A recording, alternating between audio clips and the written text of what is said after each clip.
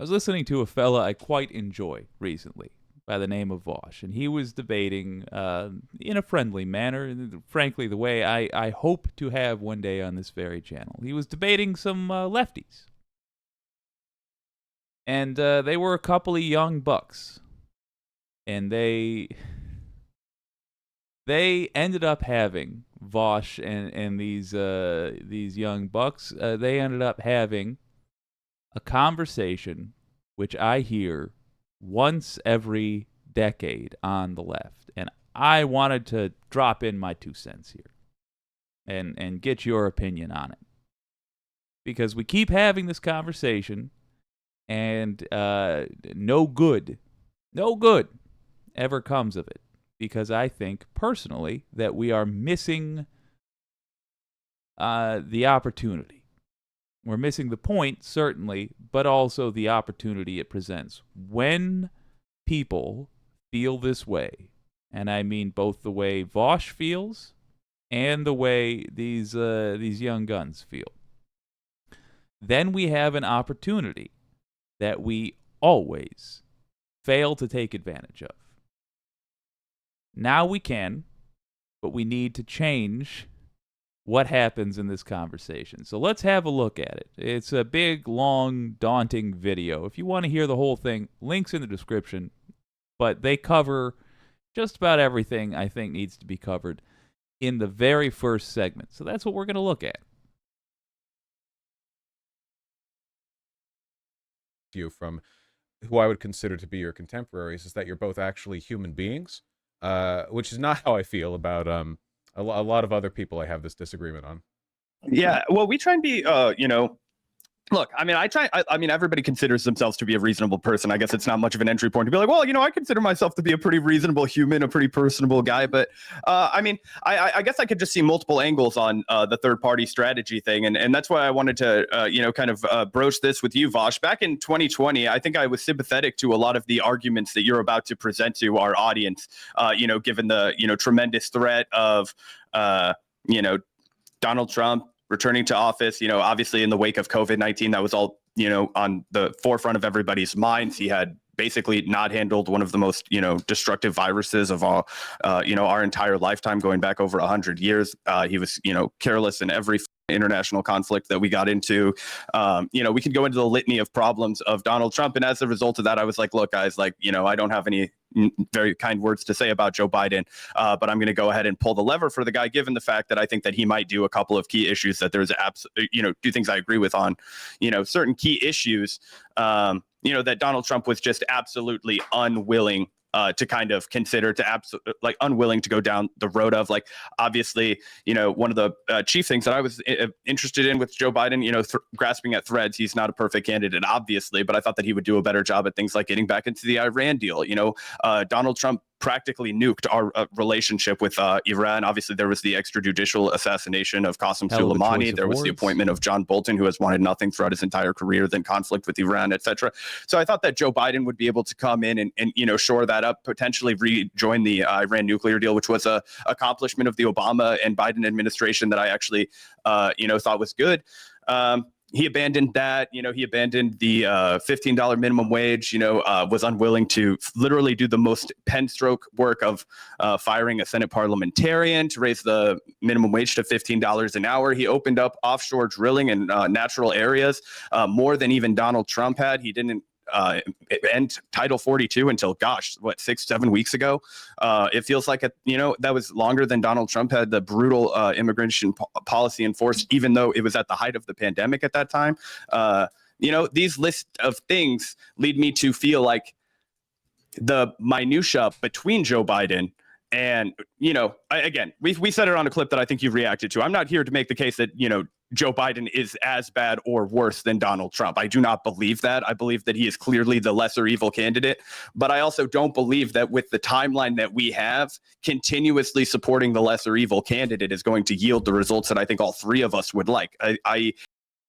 Okay, so I just want to rephrase this, boil down this guy's stance, because I don't think it's an unreasonable one. You should know that up front. I don't think he's wrong. I just think what he thinks he'll accomplish, he won't accomplish. And I've seen us make this mistake in a bunch of different forms. But here's his argument as I understand it. Joe Biden, he concedes, is a better president than Donald Trump.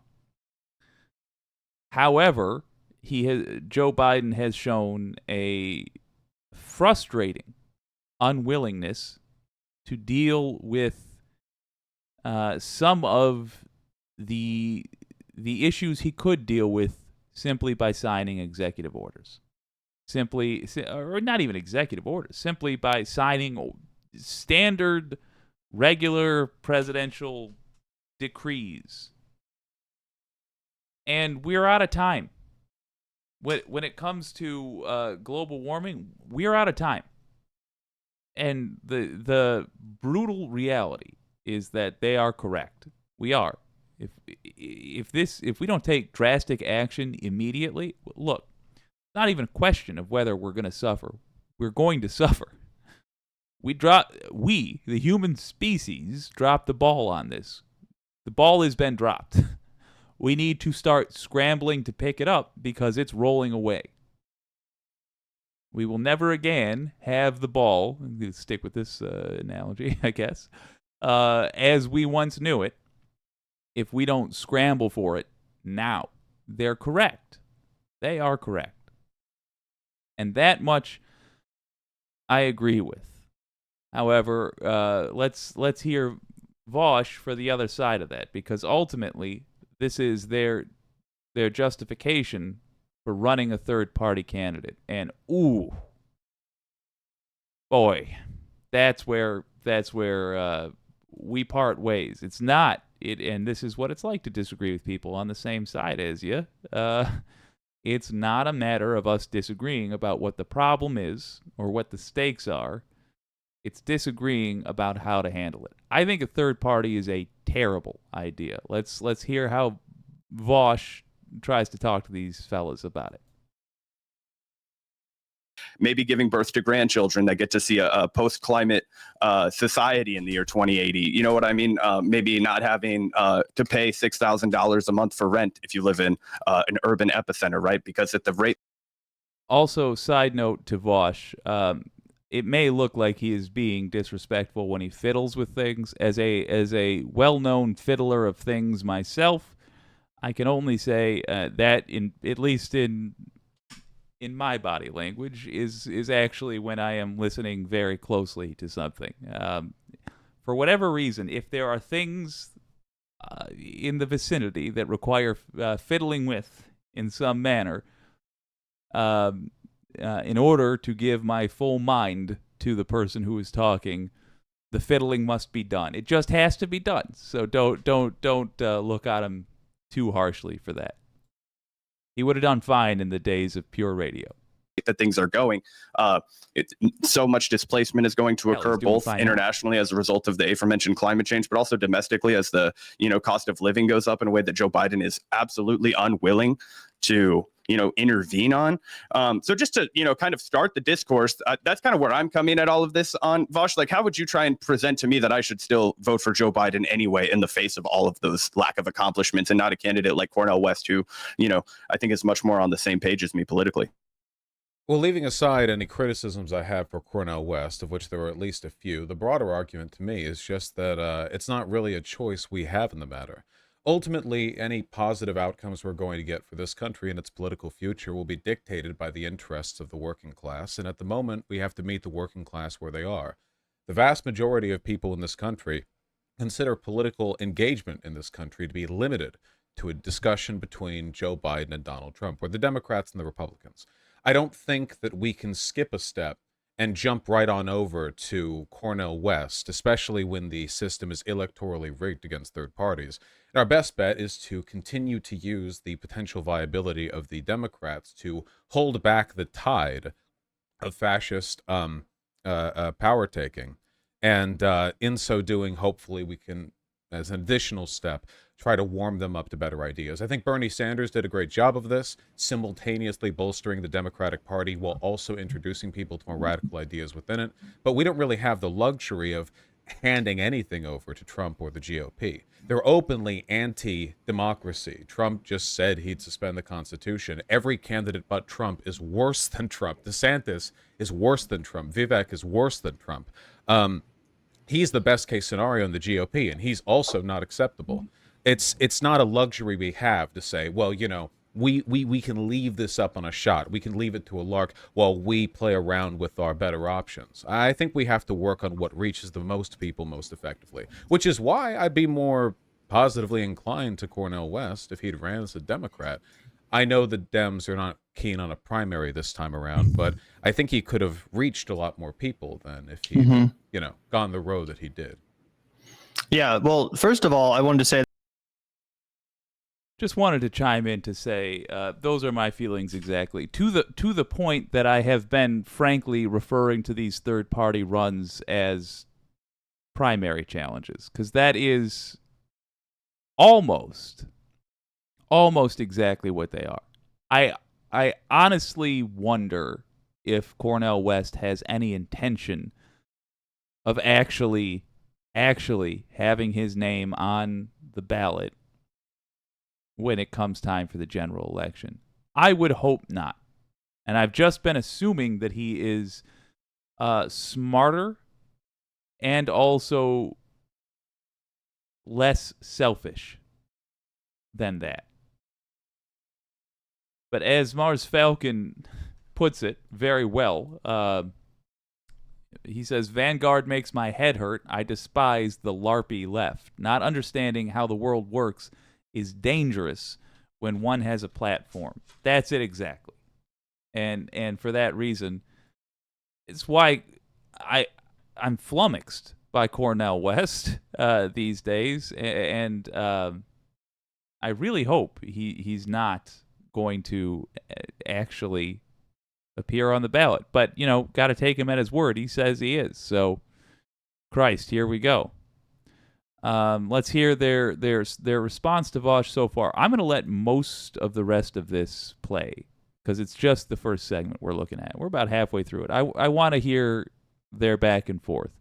They go into detail on their points in the rest, but they basically say everything right in this first chunk. That I'm actually not opposed to the idea of Dr. Cornel West running as a Democrat. There have been a couple people that have posited the idea. I think there was a Jacobin article written saying that Cornel should run as a Democrat, take advantage of the primary. And some people were like dunking on that article and its author. I thought that article was perfectly reasonable. I understand why Cornel West doesn't want to run in the Democratic Party primary, but ultimately it's not something that I think would necessarily make his campaign any less viable. For sure, if anything, it would only make it more viable and would only give him more attention in the media, more access to mainstream media spaces in which he can, deliver his message and kind of have a megaphone to speak to the American people. But that being said, he decided to run as a Green Party candidate, not in the Democratic primary. So I think that's kind of where we have to analyze the situation from.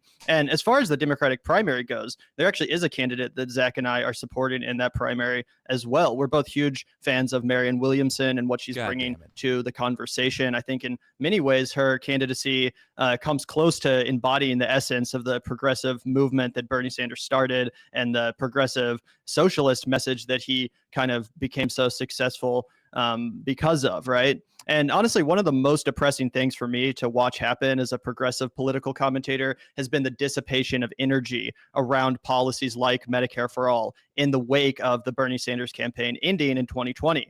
Bernie Sanders proved to us that via electoralism, I think even in the form of a long shot campaign, you really can move the ball forward. You can normalize progressive policies like socialized healthcare and massively increase public support and enthusiasm for said proposals, just like Bernie Sanders did before he even really had a chance of winning, right? I think it's hard to get people really excited about progressive activism, specifically when it relates to kind of depressing subject matters like climate change, for example. But I think it's a lot easier to get people excited about and paying attention to a presidential campaign. I've always said that progressive presidential campaign is like a rising tide that lifts the boats of progressive activism, just like we saw with Bernie. All these activist movements, like for healthcare, et cetera, they got a big, huge help, like a big lift, thanks to the enthusiasm that Bernie generated for those causes and those movements. And that's why I think it's really important that the left continues to engage in electoralism in presidential elections, and that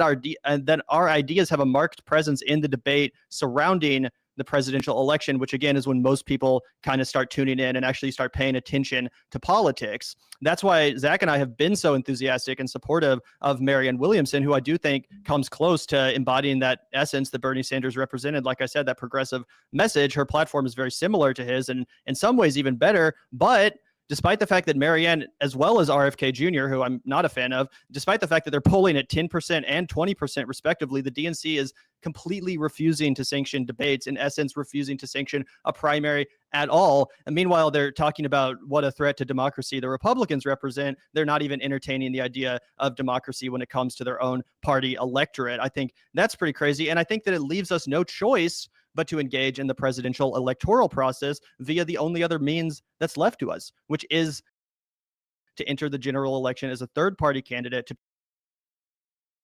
try to get on the debate stage that way, because the issues that we're fighting for as progressives are simply too pressing for us to take 4 years off and stand idly by as they coronate Joe Biden again, who's a feeble personification of establishment politics, who, despite being slightly better than some of his more neoliberal counterparts in the Democratic Party, still completely fails to meet the moment on the front of climate change, income inequality, ballooning police budgets, the military budget, and more. Tens of thousands of Americans continue to die every year under Joe Biden's watch due to lack of health insurance. And despite the fact that Biden promised to deliver a public option for the people while he was campaigning, he hasn't mentioned it since getting elected. Without Cornel West as a left flank candidate representing a thorn in the side of Joe Biden, who will call him out and hold him accountable for his failures? Vaush, who will? Okay. True is what I said earlier. Let's just jump on in there. First, reading some comments. Michael Skiles, I think timing is important. And while I certainly welcome ideas around having a third party, the time is not now. I was on board with Bernie in 2016, while at the same time, I thought it was bad timing.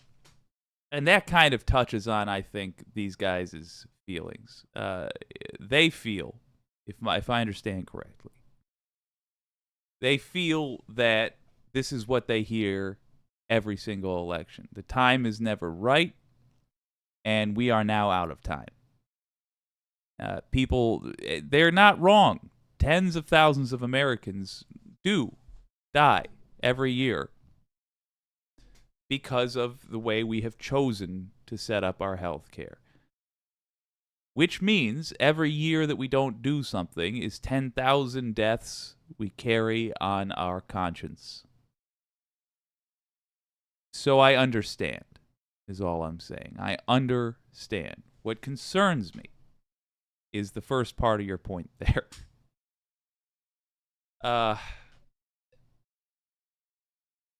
The way this guy has phrased it, it makes me worry that he's planning on doing an edgier version of the same mistake we have done this whole time. The answer is not to look for someone we can finally trust to leave unattended for 4 years.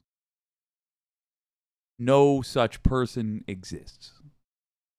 Even Cornel West, you put him in office. Somehow, let's just imagine for a moment that he actually wins. He won't. You put him in office for 4 years. If you leave him unattended, you will be deeply depressed. The answer is to put enough people in power who will do what we demand. Then pressure the hell out of them every week. A president can either sign a bill or they can veto it. Those are the options they have, really. When it comes down to their standard daily work, those are their options. Do they sign the bill passed by Congress or do they veto it?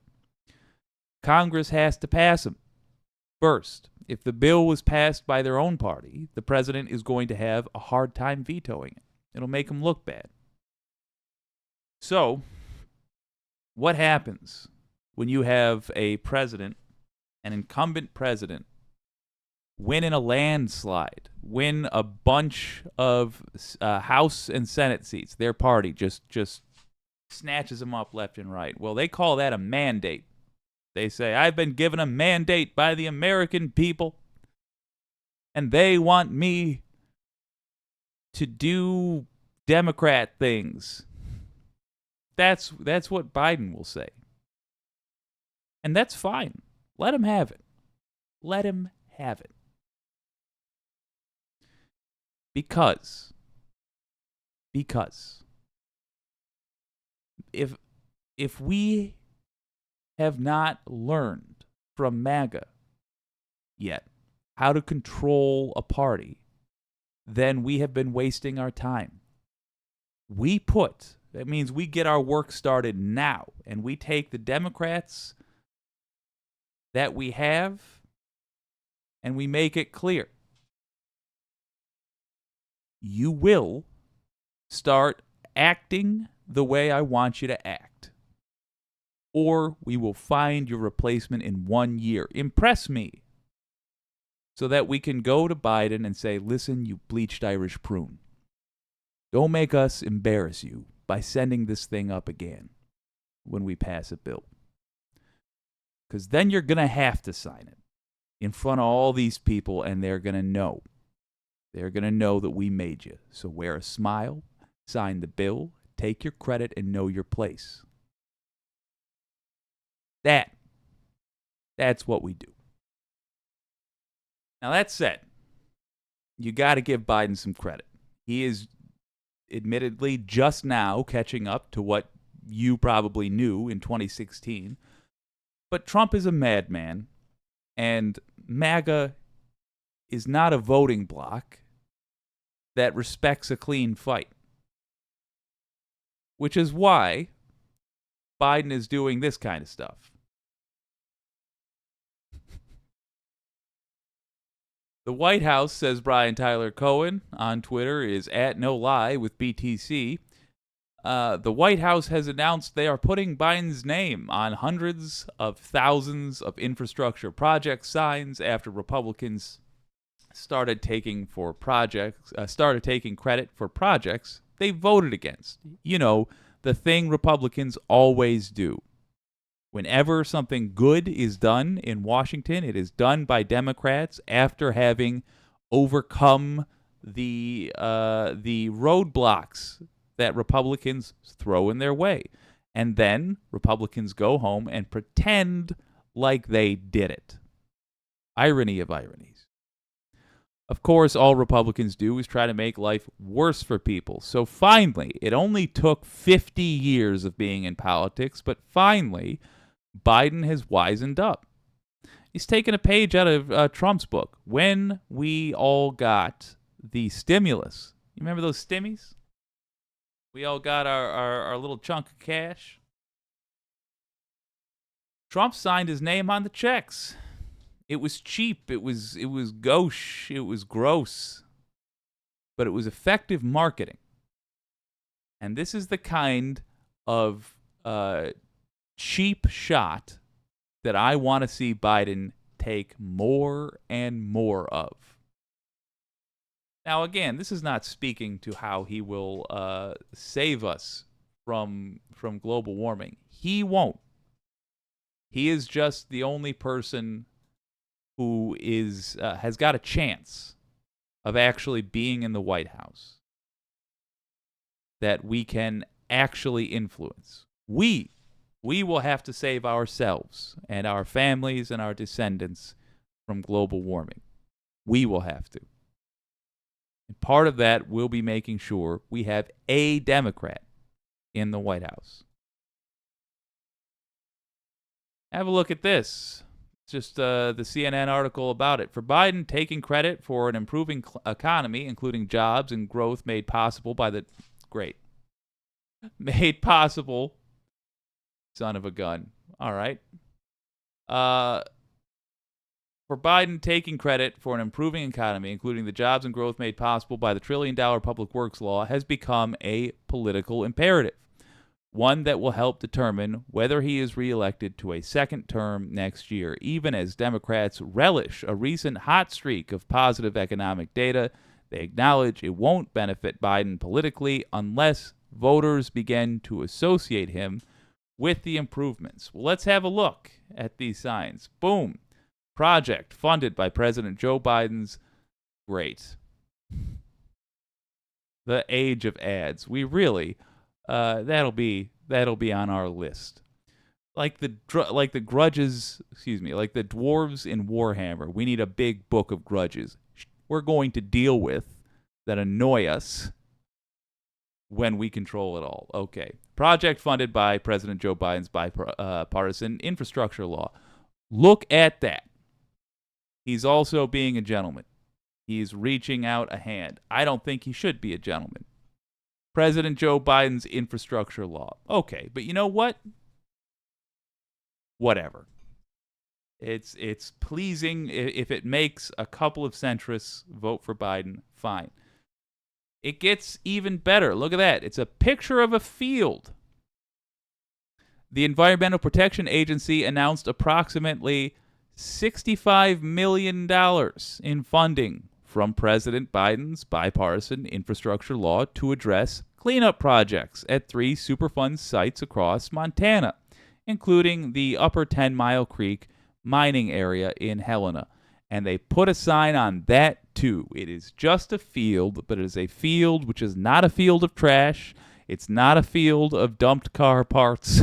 It's not a field of yada, yada, yada, because of that work, of that legislative work. And Biden is making it visible for the American people. My point is that Biden is capable of learning, and more importantly, he's capable of acting differently than he has. The relevance here being,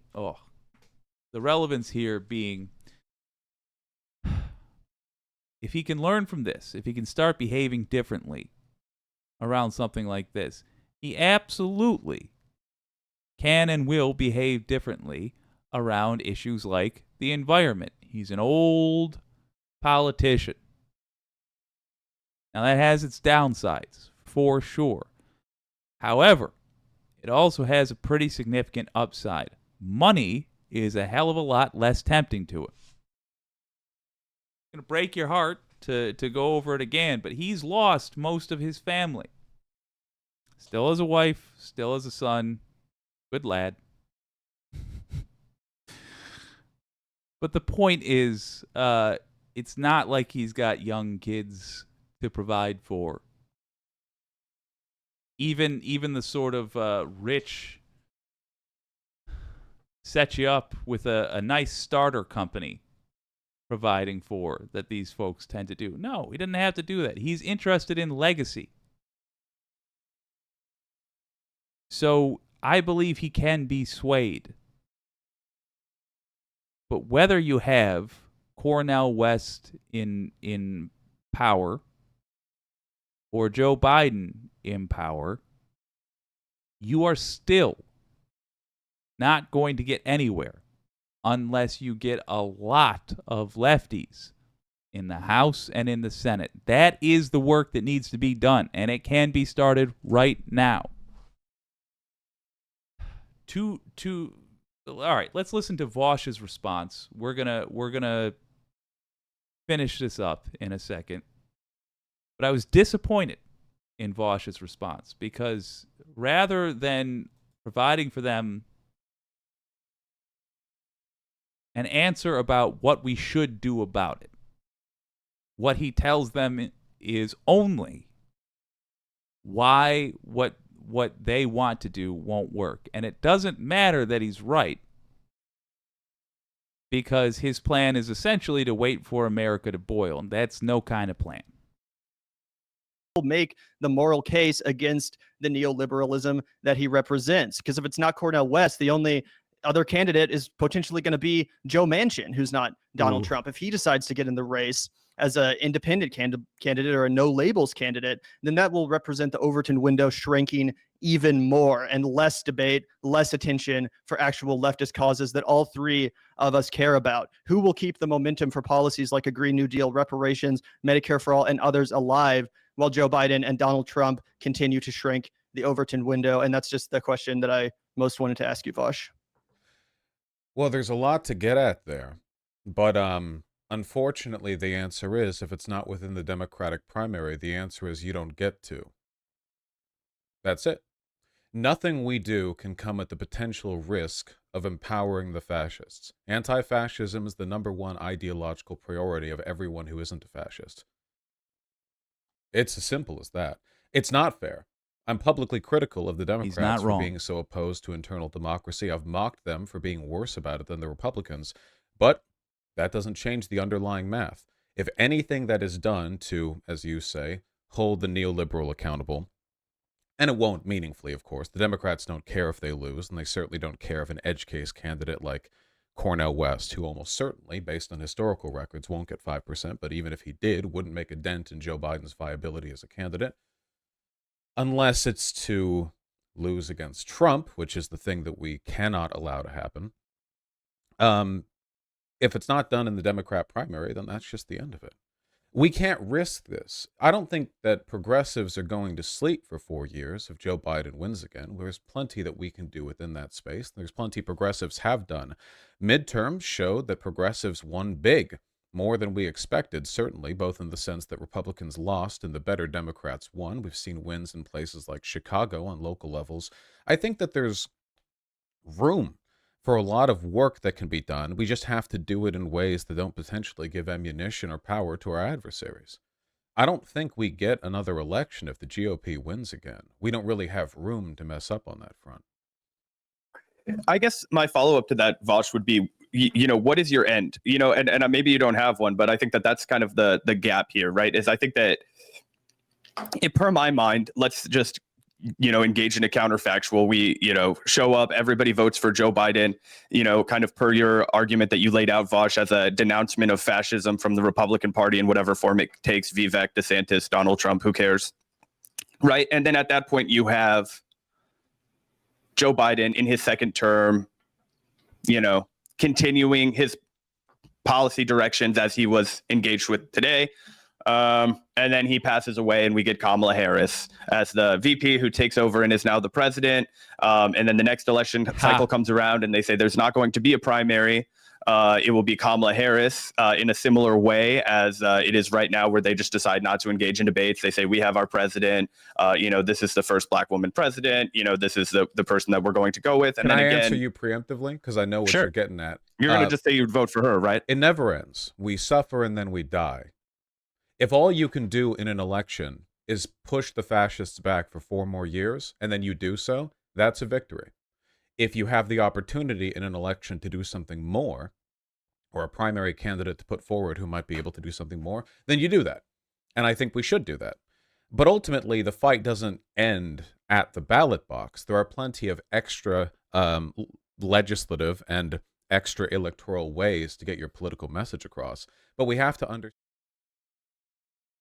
And I'm sorry to cut him off there. Look, it's Vaush. He's one of the most popular fellas on the internet, and rightly so. He generally makes good points. And look, he clarifies later on what he was saying there. And I'll sum it up by essentially saying protest movements. And he's not wrong. In fact, I mostly agree with him. But it's not sufficient to tell young bucks like that, who have the kind of energy that we need, who have the kind of mentality that will be required to get this done. It's not acceptable to tell them we don't have a plan for this. Now, again, he's talking electorally, as in purely elections. Okay, I see the point he's making. You got to be real careful about how you communicate that, and we need to avoid the trap we always fall into. That's the losing plan. I've seen the left slide into for decades. We do have a better answer than this. If MAGA showed us nothing else, it was how to leverage power in the U.S. government. We've seen what works and what doesn't work. Thank the Lord, violence does not work. Good. Guns are too expensive anyway. I want no part of that. It's also immoral. What does work is heavy use of the primary. Paired, and this is key, paired with telegraphing our votes well in advance of the primary. One thing these fellas didn't make clear, or rather, one thing these fellas forgot about, and the reason their plan will not currently work. Let's say they got Marianne Williamson to get 20% of the vote. Ooh, just like she's polling. Ooh, 20% of the vote. I have seen this. Democrats will not view that as a sign that they need to appeal to lefties more. They will see that as a sign that not enough centrists turned out. How do we really motivate those centrists? So here's what we do. The phrase, "This is an issue that will affect my vote in the primaries," written at the top of an email, produces the same reaction in a politician as the bark of an Australian shepherd does in a sheep. That means I need the groups represented by the two of these folks, as well as a whole bunch of others, to start working now to put these animals where we need them to be. The president will not matter nearly as much as having a progressive House and Senate. That is actually easier to make happen. You can get progressives two ways. You can either select one or you can make one. A lot of these politicians, particularly the people in the House of Representatives, which is what we really, really need to win back. We got to hold the Senate, but we got to win back the House of Representatives. A lot of them can be swayed. Just communicate clearly what it is you expect of them to get your vote in the primaries. Right now is the time where they start straightening up and flying right. You got to tell them what that looks like. So if you happen to have an annoying normie Dem representing you now, start emailing them about individual issues. Plenty of times on this show, I will display for you individual issues that it would be a good idea to talk to your representative about. And make sure you tell them that their behavior now is being watched, and your satisfaction with their behavior will affect your, or lack thereof, will affect your vote in the primary. If they don't have a primary challenger, I know what you're doing next November. Yeah, it's that simple. We have got to take this country back. We have to. And I don't mean that even slightly metaphorically. I mean, if we don't, the world cooks. It's us and it's China that are causing the worst of this. Both countries are using the other as an excuse not to do anything. Enough. We need to be grown-ass adults. That means we need to actually be ruthless. The presidency simply cannot be in jeopardy. You cannot play that game.